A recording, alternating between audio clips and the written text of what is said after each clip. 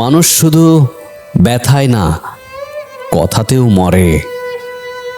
কেউ চলে যায়, আবার কেউ কেউ চলে যায় না। আসলে তারা শুধু ভেতরে ভেতরে মরতে থাকে, একটু একটু করে প্রতিদিন।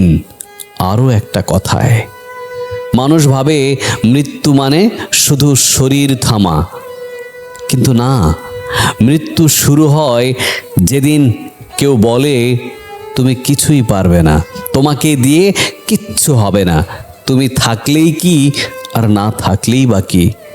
সেদিন থেকে মানুষটা বাঁচে ঠিকই, কিন্তু ভেতরের আলোটা নিভতে থাকে। ব্যথা দিয়ে শরীর ভাঙে, কিন্তু কথা দিয়ে মানুষও ভাঙে। এবং শরীরের ক্ষত একদিন শুকায়, কিন্তু কথার ক্ষত সেটা রাতের বেলা জেগে ওঠে, বালিশে মুখ গুজে কাঁদায়, নিজেকে আয়নায় দেখতে দেয় না। কতজন মানুষ আছে এই পৃথিবীতে যারা হাসি মুখে অফিসে যায়, চা বানিয়ে দেয়, জিজ্ঞেস করলে বলে ভালো আছে, কিন্তু ভেতরে ভেতরে একটা পুরনো কথা বাজতে থাকে, বাজতেই থাকে, যেন কেউ একটা আঘাত করে গেছে এবং চলে গেছে, কিন্তু সেই শব্দটা এখনো থেকে গেছে প্রতিধ্বনি হয়ে। তুমি কি জানো, তোমার একটা অসতর্ক কথা কারো রাতের ঘুম নিয়ে যেতে পারে? তোমার একটা তুচ্ছ মন্তব্য কারো স্বপ্নের গলাটা চেপে ধরতে পারে?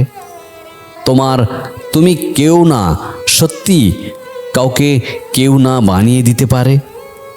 মানুষ অনেক কিছু সহ্য করতে পারে, ক্ষুধা, একাকিত্ব, ব্যর্থতা, কিন্তু যে মানুষকে ভালোবাসে তার মুখ থেকে যখন শোনে তুমি একটা বোঝা, সেটা সহ্য হয় না, সেটা ভোলা যায় না, সেটা মানুষকে নিঃশব্দে ভেতর থেকে খেয়ে ফেলে।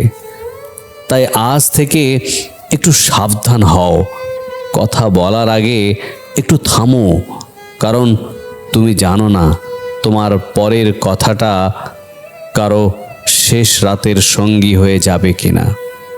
মানুষ শুধু ব্যথায় না, কথাও মরে নিঃশব্দে, একা, ভেতরে ভেতরে।